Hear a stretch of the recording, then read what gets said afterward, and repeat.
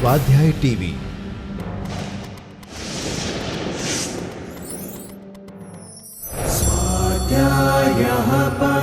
Doctor Baba Saheb Ambedkar open university.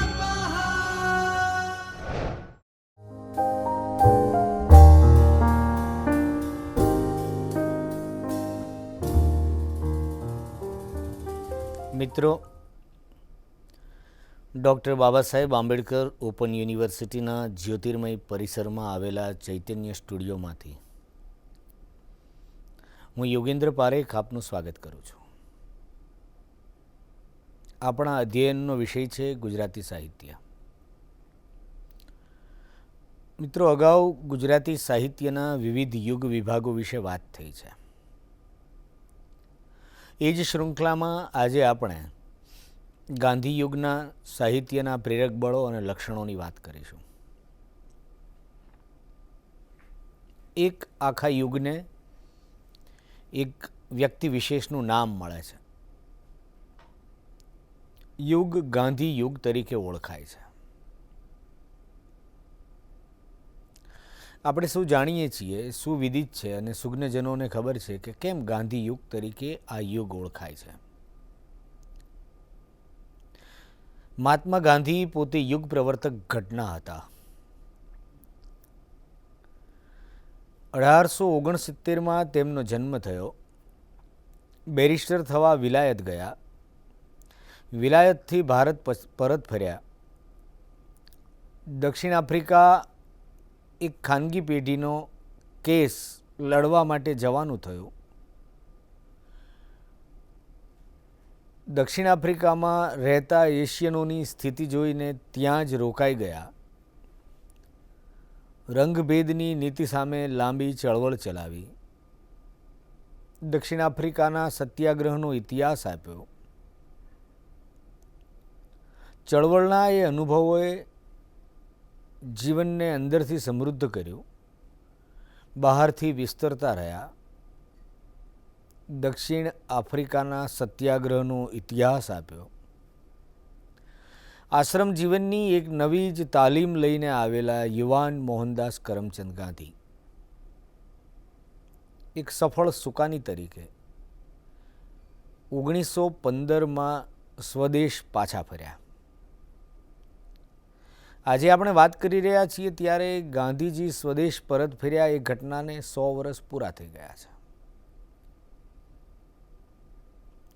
1915માં સ્વદેશ પાછા ફરેલા મહાત્મા ગાંધી પાસે દેશને ઘણી બધી અપેક્ષાઓ હતી. અંગ્રેજોની ગુલામીમાં દેશ સબડતો હતો. યુવાનો દિશાહીન હતા. આઝાદી આંદોલનને કોંગ્રેસનું સુકાન મળ્યું હતું, પરંતુ સુકાનીઓ ગાંધીજીએ દેશમાં આવીને જોયું, કોંગ્રેસ અધિવેશનો જોયા, દેશમાં ફર્યા તો જોયું કે જે સુકાનીઓ પાસે સુકાન છે તેમની પાસે રાષ્ટ્રપ્રેમની ઓછપ નથી, પરંતુ સાદગી, સત્ય, અહિંસા અને રચનાત્મક કાર્યોના સાતત્યનો અભાવ છે. છેવાડાના માણસની પીડાને જાણવા માટે ગાંધીજી સમગ્ર દેશમાં ફર્યા. તે સમયના અગ્રણીઓને બહુ સ્વાભાવિક રીતે ગાંધીજીના નેતૃત્વમાં વિશ્વાસ હતો. ગાંધીજી તે સમયના દેશના પ્રમુખ વર્તમાનપત્રોના અધિપતિઓને પણ મળ્યા. આજે અધિપતિ શબ્દ ચલણમાં નથી, આપણે તંત્રી શબ્દ વાપરીએ છીએ. જેને આપણે આજની આધુનિક ભાષામાં નેટવર્ક કહીએ છીએ. એ નેટવર્ક એક સુકાની પાસે કેવું હોવું જોઈએ? ગાંધીજીમાં સમગ્ર રીતે નેતૃત્વના ગુણો વિકસ્યા હતા. લાલ બાલ પાલની ત્રિપુટીને પણ ગાંધીમાં દેશનો ભવિષ્યનો રાહબર દેખાયો. ફિરોજ શાહ મહેતાને પણ ગાંધીમાં એ શ્રદ્ધા જન્મી. એ ફિરોજ શાહ મહેતા જે મુંબઈના સિંહ તરીકે જાણીતા હતા. અને આ યુવાન ગાંધી હજી તો 46 વર્ષ થયા હતા ભારત પરત ફર્યા ત્યારે, હિન્દ પાછા ફર્યા ત્યારે.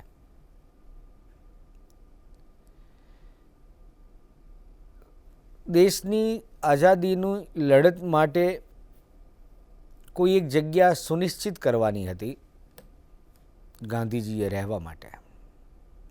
માદરે વતન જન્મસ્થળ પોરબંદરની એક વખત મુલાકાત લીધી. ગોંડલ ગયા, રાજકોટ ગયા, અમદાવાદ આવ્યા. ગાંધીજીને એમ લાગ્યું કે અમદાવાદ મારા માટે શ્રેષ્ઠ રહેશે, કારણ કે ગુજરાતની મહાજન પરંપરા અને મોટાભાગના મહાજનો અમદાવાદમાં વસતા હતા. મિલ માલિકોમાં રાષ્ટ્રપ્રેમ અને જીવદયાના વારસાગત સંસ્કારો હતા. તેમની નાણાકીય મદદથી પોતે જે કોઈ પ્રયોગો કરવા ધારે છે વ્યાપક પ્રજાજીવનમાં, એ બધા જ કાર્યોને અનુકૂળતા મળી રહેશે એવી એક ભાવભૂમિ પ્રથમ તો મોહનદાસ કરમચંદ ગાંધીના મનમાં સર્જાય છે. અમદાવાદમાં પાલડી ખાતે આવેલ કોચરબ ગામ, કોચરબમાં સત્યાગ્રહ આશ્રમનો પ્રારંભ કરે છે. પછી સાબરમતી આશ્રમ થાય છે. આ એક ભૂમિકા છે ગાંધી યુગના ગુજરાતી સાહિત્યના ઘડતર બળોને સમજવાની. ગાંધીજી અમદાવાદમાં સ્થિર વાસ કરે છે અને એમની પ્રવૃત્તિઓ વિસ્તરે છે. સહજપણે સ્વાતંત્ર્ય ચળવળનું સુકાન ગાંધીજીના હાથમાં આવ્યું. દેશ આખો એ બાબતે એકમત હતો, સહમત હતો, દેશને ભરોસો હતો. તો દેશને દોરવણી કરનાર આવા સમર્થ સુકાનીની અસર માત્ર ગુજરાતી સાહિત્ય પર પડી છે એમ નહીં, સમગ્ર દેશ પર પડી. ગાંધીજીનું સમગ્ર જીવન કંઈ માત્ર આઝાદી આંદોલનના સુકાની તરીકે જ સીમિત ઓળખ પામે એટલું મર્યાદિત નથી. અર્થકારણ વિશે, રાજકારણ વિશે, કળા વિશે, સાહિત્ય વિશે, લઘુ ઉદ્યોગો વિશે, ગ્રામોદ્યોગો વિશે, ગ્રામ સ્વરાજ વિશે, અસ્પૃશ્યતા નિવારણ વિશે, ધર્મ વિશે, જીવનનું કોઈ ક્ષેત્ર એવું નહીં હોય જેના વિશે ગાંધીજીએ વાત ન કરી હોય. અને માત્ર વાત કરી હોય એટલું જ નહીં, પરંતુ એને જીવનમાં ઉતારે એવા પ્રયોગો ન કર્યા હોય. ગાંધીજીનું સમગ્ર જીવન એટલે જનકલ્યાણ, વિશ્વ કલ્યાણ અને આત્મકલ્યાણ, ત્રણેયનો સમાવેશ, ત્રણ પરિમાણો એમના જીવનમાં મળતા હતા. સૈદ્ધાંતિક ભૂમિકાએ તેઓ જે કંઈ વિચારતા હતા તે તેમણે આચરણમાં મૂક્યું. અત્યંત સક્રિયતા, પ્રયોગશીલતાના કારણે તેમણે માત્ર વાતો ન કરી અને તેમના આચરણનો પ્રભાવ સમગ્ર દેશ પર પડ્યો અને એમાંથી ગુજરાતી સાહિત્ય પણ મુક્ત ન રહ્યું. ગાંધીજીની ચેતના સર્વાશ્લેષી ચેતના હતી. એટલે ગુજરાતી સાહિત્યમાં ગાંધી યુગ તરીકે જે સમય ઓળખાય છે એ સર્વથા યોગ્ય છે અને એ સમયગાળો હતો 1915થી 1947 સુધીનો. 1948ની 30મી જાન્યુઆરીએ ગાંધીજીની હત્યા થઈ એટલે ગાંધી યુગ તો સમાપ્ત થયો, પણ એ સત્યનો પણ નિર્વાણ દિન હતો એમ કહીએ તો જરા પણ અતિશયોક્તિ નથી. તો 1915માં ગાંધીજી ભારત પરત ફરે છે અને 1947 સુધી દેશના પ્રજાજીવન પર, બૌદ્ધિકો પર, સાહિત્યકારો પર તેમની અસર હતી. અસર હતી એમ જ્યારે આપણે કહીએ છીએ ત્યારે શેની અસર હતી? તેમના કાર્યોની, તેમના વિચારોની. એ વિચારો પ્રગટ કરવા માટે તેમણે જે પત્રોનો સહારો લીધો એ પત્રો હતા નવજીવન, યંગ ઇન્ડિયા, હરિજન બંધુ. ગાંધીજીને બહુ વહેલા ખ્યાલ આવી ગયો હતો કે આઝાદ દેશને સુકાન પૂરું પાડે એવા ચારિત્રશીલ યુવાનો શિક્ષકો તૈયાર કરવા પડશે. શિક્ષક પણ સેવક હોય, ઉદ્યોગપતિ પણ સેવક હોય અને નાનામાં નાનો માણસ પણ ગૌરવ પામે એવી કેળવણી દેશને આપવી એવી સંસ્થા હોવી જોઈએ. એનો હજી માંડ 50 વર્ષના થયેલા ગાંધીને અંદાજ આવી ગયો હતો અને 1920માં અમદાવાદ મુકામે ગુજરાત વિદ્યાપીઠની સ્થાપના કરી, જેમાં ગ્રામ જીવનથી લઈને રાષ્ટ્ર ઘડતર સુધીની બહુ મોટી ભૂમિકા રહેલી છે. ગાંધીજીએ સ્વદેશીની ચળવળ ચલાવી. ગાંધીજીએ ગૌ સેવા માટે આખા બજાજ ફેમિલીને જોઈતું. જમનાલાલ બજાજ અને જમનાલાલ બજાજના પત્નીનું સમગ્ર જીવન ગૌ સેવા પાછળ ન્યોછાવર થયું. એની પાછળ ગાંધી પ્રેરણા હતી. વ્યાપક ધર્મ ભાવનાની દ્રષ્ટિએ જોઈએ તો સર્વધર્મનો અભ્યાસ કર્યા પછી ગાંધીજીએ સર્વધર્મ સમભાવની વાત કરી અને ગીતા મુજબ આચરણ કર્યાના વાજબી પ્રતીતિ સાથે તેમણે ગીતાનું ભાષ્ય રચ્યું. અને ગીતાનું ભાષ્ય રચવું એ માત્ર બૌદ્ધિક વ્યાયામ ન હતો, પરંતુ રોજ ગાંધીજી ગીતાજીનો એક શ્લોક કરતા એમ ગીતા કંઠસ્થ કરી અને ગીતા વિશેનું ભાષ્ય અનાસક્તિ યોગ નામે રચ્યું. ગાંધીજી માસ પ્રોડક્શનમાં નહોતા માનતા, પણ પ્રોડક્શન બાય માસમાં માનતા હતા. એટલે તેઓ યંત્ર વિરોધી નહોતા, પણ યંત્ર સંસ્કૃતિએ જન્માવેલા અનિષ્ટો સામે એના આવનારા ભયાનક પરિણામો વિશે એટલી હદે જાગૃત હતા કે પશ્ચિમની સંસ્કૃતિ એ સુધારાવાદી સંસ્કૃતિ છે એના કરતાં પણ એમાં રહેલો કુધારો તેમણે હિન્દ સ્વરાજ દ્વારા આપણી સમક્ષ ચીંધી બતાવ્યો. અને એટલે ગૌ સેવાની સમાંતરે એમણે ખાદીની પ્રતિષ્ઠા કરી. એટલે એ ખાદી એ માત્ર વસ્ત્ર ન રહેતા, ખાદી એ વિચારનું પ્રતિનિધિત્વ બન્યું.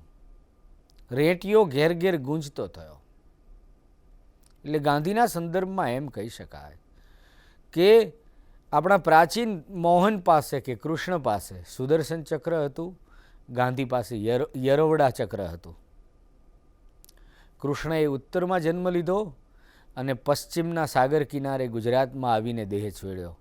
આ મોહને પશ્ચિમમાં જન્મ લીધો અને યમુના કિનારે દેહ છોડ્યો. મોહનથી મોહન સુધીની આ યાત્રા એ ભારતીય સંસ્કૃતિનું બહુ ઉજ્જવળ પ્રકરણ છે, આપણો વૈભવ છે, બહુ મોટો વારસો છે. આ મોહન પાસે સત્ય અને અહિંસાનો માર્ગ હતો. ગાંધીજીએ સત્યનું પ્રબોધન કર્યું, સત્ય મુજબ જીવ્યા.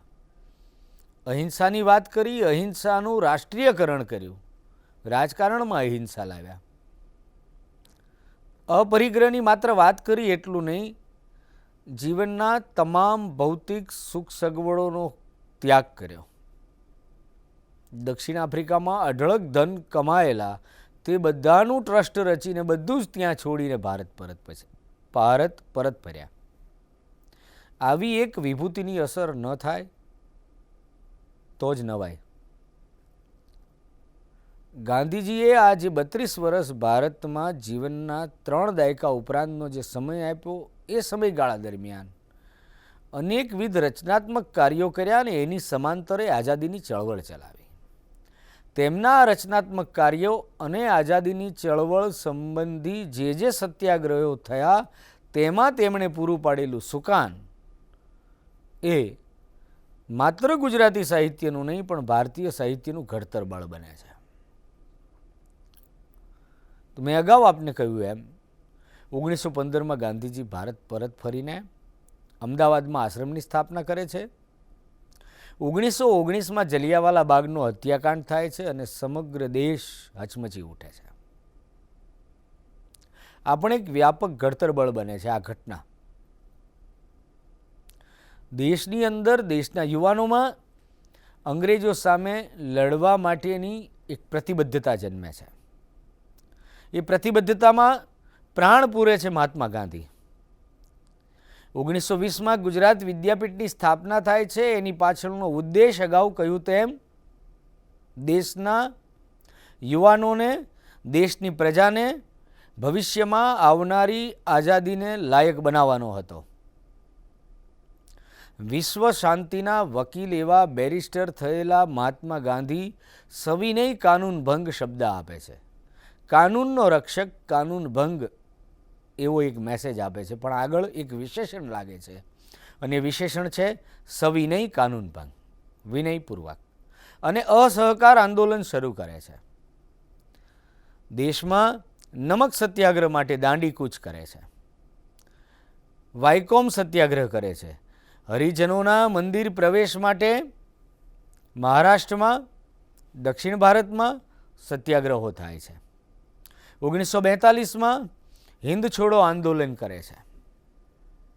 આ બધી જ રચનાત્મક પ્રવૃત્તિઓ ખાદી, ગ્રામ સ્વરાજ, ગ્રામોદ્યોગ, વિદ્યાપીઠના માધ્યમથી અને વિવિધ સત્યાગ્રહોના માધ્યમથી ગાંધીજી એક પ્રેરક બળ તરીકે સમગ્ર રાષ્ટ્રમાં વિસ્તરે છે.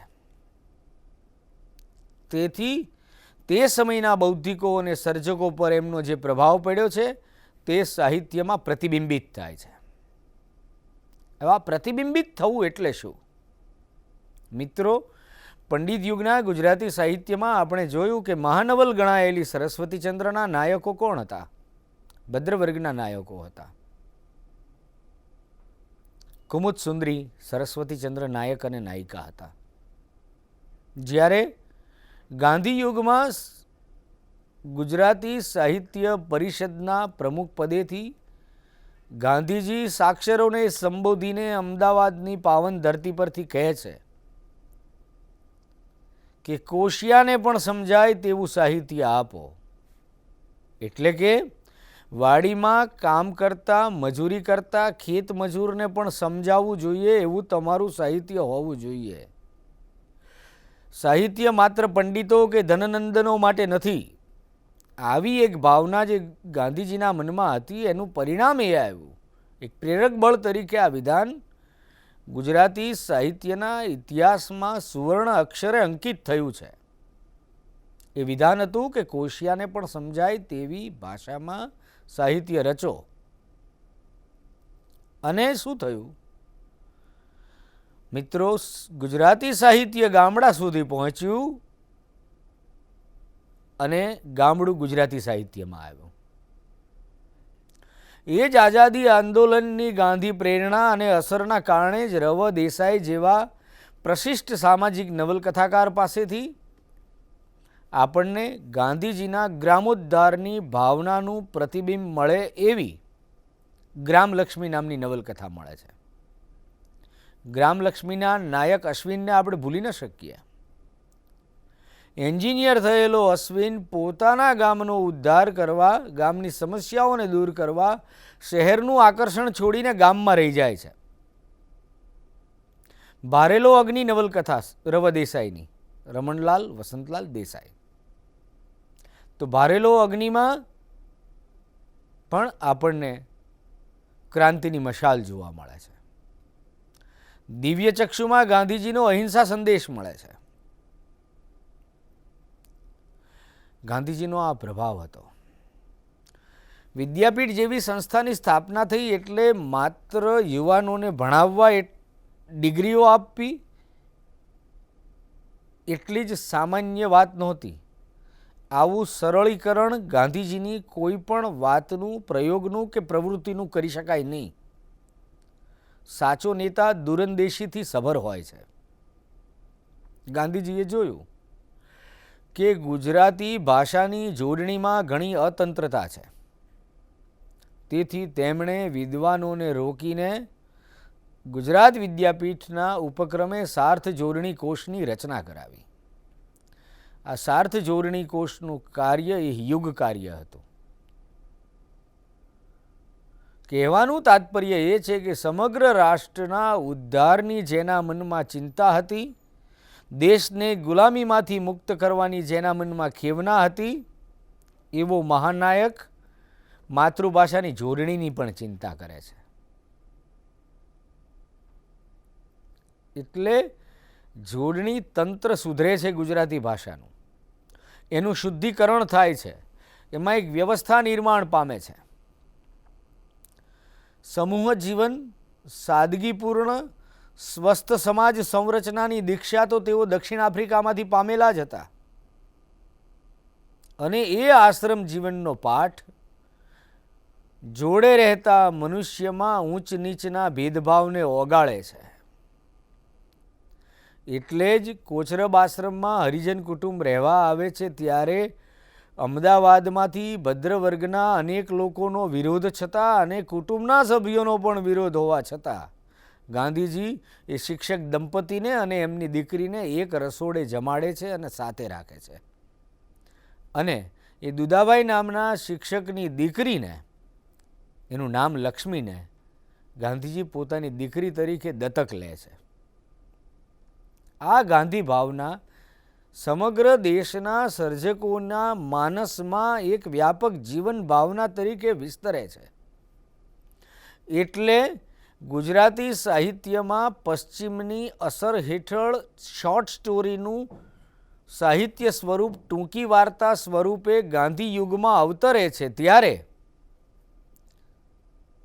ધૂમકેતુ અને દ્વિરેફ જેવા સમર્થ વાર્તાકારો આપણને ગાંધી યુગમાં જે મળ્યા તેમની વાર્તાઓમાં ભૈયા દાદા જેવું ગ્રામીણ પાત્ર આવે છે. મોચી જેવું પાત્ર પણ ધૂમકેતુની ટૂંકી વાર્તામાં આવે છે. વાઘજી મોચી. ખેમી ઉપર રાવી પાઠક જેવા સર્જક વાર્તા લખે છે. માજાવેલાનું મૃત્યુ સુંદરમ આપે છે. ઉમાશંકર જોશી વિશ્વ કલ્યાણની ગાંધી ભાવનાને 18 વર્ષની ઉંમરે વિશ્વ શાંતિ જેવા ખંડકાવ્યોમાં અવતારે છે. 18 વર્ષનો યુવાન કવિ 1930માં ઉમાશંકર જોશી, હજી તો કુલપતિ પછી થવાના છે એવા ઉમાશંકર જોશી, યુવાન ઉમાશંકર જોશી આપણને વિશ્વ શાંતિ નામનું ચિરસ્મરણીય કાવ્ય આપે છે. તો આ ગાંધી ભાવનાનો પ્રભાવ હતો. એવા જ સમર્થ યુવાન કવિ લોક જીવનના મોતી શોધીને ગુજરાતી સાહિત્યના ચરણે ધરે છે ઝવેરચંદ મેઘાણી. સૌરાષ્ટ્રના ગામે ગામ ખૂંદે છે. પાદરે પાદરે થોભેલા થંભેલા પૂજાતા પાળિયાઓની જાણે વાચા ફૂટતી હોય એવી કથાઓની સરવાણી વહાવે છે આપણી સમક્ષ અને ગુજરાતની પ્રજાને મળે છે સૌરાષ્ટ્રની રસધાર. આ ગાંધી ચેતનાનો પ્રભાવ હતો કે ભદ્ર કહી શકાય તેવી, ઉત્તમ કહી શકાય એલિટ ક્લાસમાં વસતા ઝવેરચંદ મેઘાણી ઊંચી નોકરી છોડીને કલકત્તાથી સૌરાષ્ટ્ર પાછા આવે છે. રાણપુરમાં નિવાસ કરે છે. બોટાદમાં રહે છે. લિખિતન હું આવું છું એવો પત્ર લખે છે. મને મારું ગામ બોલાવે છે. ગામડાને ચાહે છે. ઝૂંપડે ઝૂંપડે નેસડે નેસડે વસતા સામાન્ય પશુપાલકોને અને પ્રજાને મળે છે અને ગુજરાતના ગામડે ગામડે સીમાડે સીમાડે રહેલા પાળિયાને વાચા ફૂટે છે. અને માત્ર એ સૌરાષ્ટ્રની રસધાર પૂરતા સીમિત નથી રહેતા અને વિદવત ભોગ્ય કહી શકાય એવા લોક સાહિત્ય વિશેના મુંબઈ ગામે જઈને વ્યાખ્યાનો આપે છે અને એ લોક સાહિત્યનું સમાલોચન રૂપે પ્રગટ થાય છે. તો ગુજરાતી સાહિત્યમાં જેને લોકવરણ કહેવાય એ લોકવરણ આરાધ્ય બને છે ગાંધી યુગમાં. અને એ ઝવેરચંદ મેઘાણી સમબડીઝ ડાર્લિંગ નો કોઈનો લાડકવાયો નામે અનુવાદ આપે છે. કારણ શહીદો પ્રત્યે સમર્પણનો એક ભાવ છે. ગોળમેજી પરિષદમાં ગાંધીજી જાય છે ત્યારે પણ ગાંધીજીના મનોમંથનને શબ્દદેહ આપતું કાવ્ય પણ મેઘાણી આપે છે. છેલ્લો કટોરો ઝેરનો આપી જજો બાપુ. એ યુગનો સંદેશ પડ્યો છે. એ યુગના મહાનાયકને વંદન કરતા હોય, અભિવંદન કરતા હોય એવી ભૂમિકાએ દેશની પ્રજાની આકાંક્ષાઓ, અરમાનો, સપનાઓની રજૂઆત કરવા ઇંગ્લેન્ડની પાર્લામેન્ટમાં ગયેલા દેશના મહાનાયકને સંબોધીને છેલ્લો કટોરો લખે છે ઝવેરચંદ મેઘાણી અને મહાત્મા એને રાષ્ટ્રીય શાયરનું બિરુદ આપે છે. એટલે પ્રમુખપણે કહી શકાય કે ગાંધીજી ગુજરાતી સાહિત્યના મુખ્ય પ્રેરક બળ હતા. ગામડું સાહિત્યમાં આવે છે, સાહિત્ય ગામડા સુધી પહોંચે છે. ગોવર્ધન રામની અસર હતી ગુજરાતી નવલકથા પર. એ અસરમાંથી મુક્ત થઈને મુનશી જેવા સર્જક એક તરફ પૌરાણિક નવલકથા તરફ વળીને ભારતીય સંસ્કૃતિની પરંપરાને વંદન કરે છે અને સાથે સાથે ઇતિહાસમાં કલાતત્વનું ઉમેરણ કરીને એક નવી જ ધારાની ઐતિહાસિક નવલકથાઓ આપે છે. યુગ બદલાય છે, પણ દરેક સર્જકના મનમાં ભાવભૂમિ ગાંધીનું જીવન પડ્યું છે, ગાંધીના આદર્શો પડ્યા છે. એનાથી દૂર થઈને ક્યાંય નથી જવું. કળા સાહિત્યમાં નીતિ હોવી જોઈએ એ વાતનો પુરસ્કાર કરીને પણ મુનશી જરૂર પડે ત્યારે કળાનો પક્ષ લે છે અને ગાંધીજી જોડે દલીલમાં ઉતરવા તૈયાર છે. એ પણ ગાંધી યુગનું એક મહત્વનું લક્ષણ છે. મિત્રો, પૃથ્વી વલ્લભ નવલકથા વાંચીને ગાંધીજીને નહોતી ગમી એવો પત્ર એમણે મુનશીને લખેલો, ત્યારે મુનશીએ એનો બહુ સુંદર જવાબ આપ્યો છે. અને મુનશીએ કહ્યું કે નીતિ તો કલાની વિષકન્યા છે, નીતિ કલાની વિષકન્યા છે, પરંતુ કલા ખાતર કલા કે જીવન ખાતર કલા એ અત્યારે આપણા વ્યાખ્યાનનો વિષય નથી. ગાંધીજી પોતે જીવનના કલાધર હતા, મુનશી પોતે કલાકાર હતા.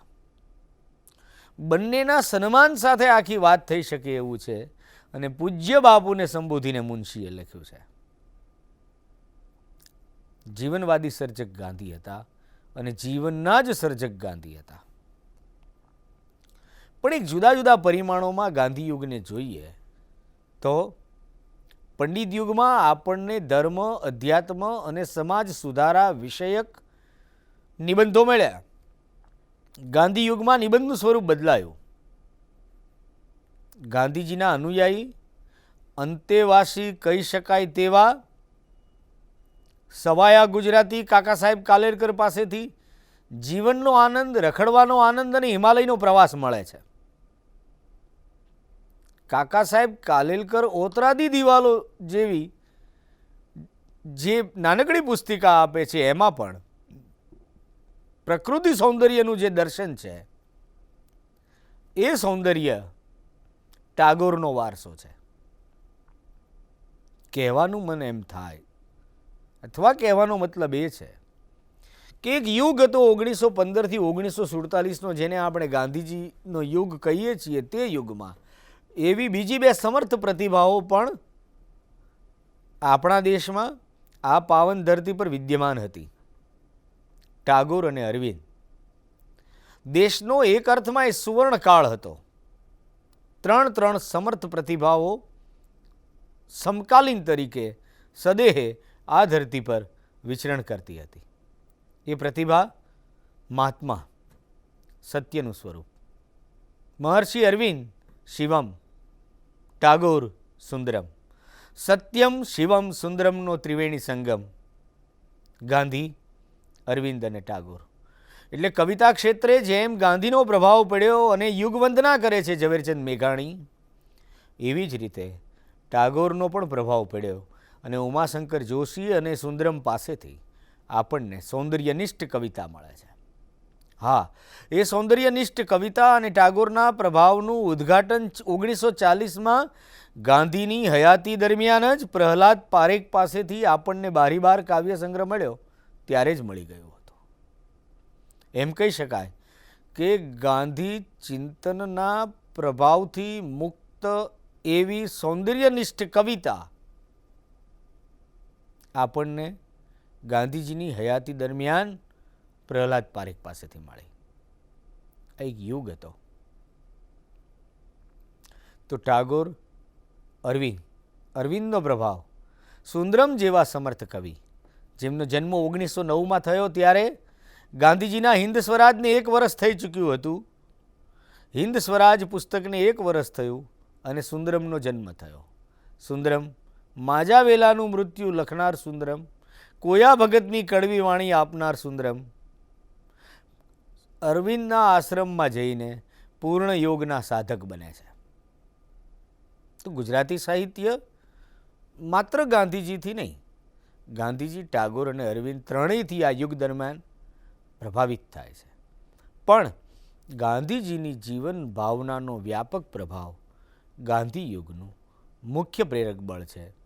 અને એ દરમિયાન જે નવલકથા, કવિતા, નાટક, એકાંકી, હા, જેમ ટૂંકી વાર્તા ગાંધી યુગમાં શરૂ થઈ, એમ ગુજરાતી સાહિત્યમાં એકાંકીનો પ્રારંભ, 1 અંકનું નાટક એટલે એકાંકી, એકાંકીનો પ્રારંભ પણ સાહિત્ય સર્જનનો પ્રારંભ ગાંધી યુગમાં થયો. સ્વામી આનંદ, નરહરિ પરીખ, કિશોરલાલ મશરૂવાળા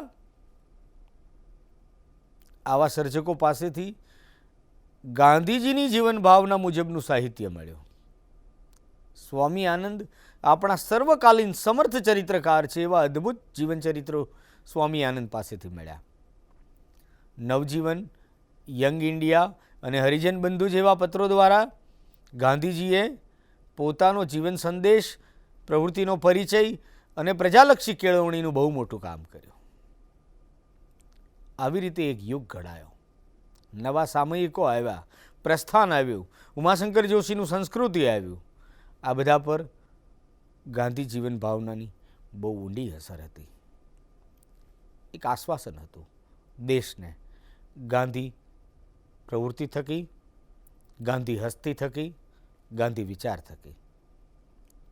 સ્વાભાવિકપણે, સહજ રીતે ગાંધીજીનો પ્રભાવ વિસ્તરતો રહ્યો.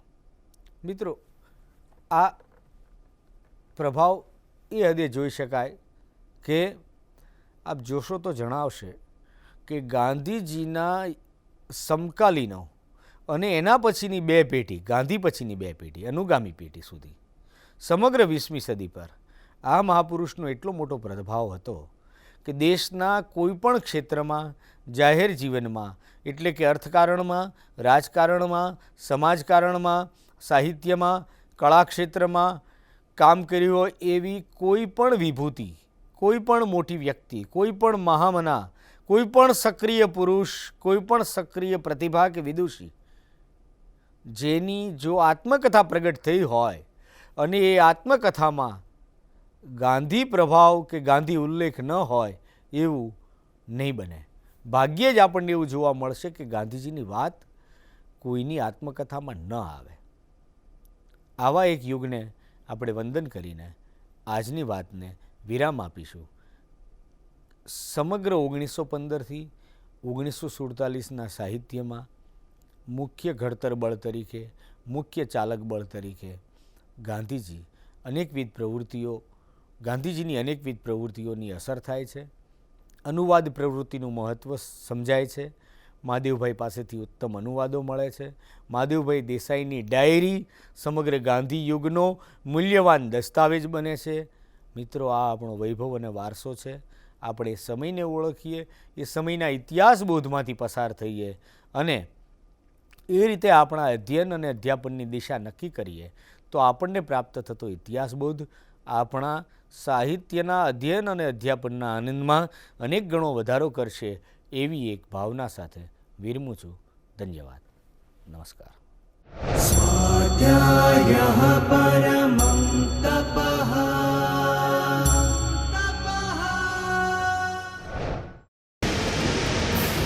સ્વાધ્યાય ટીવી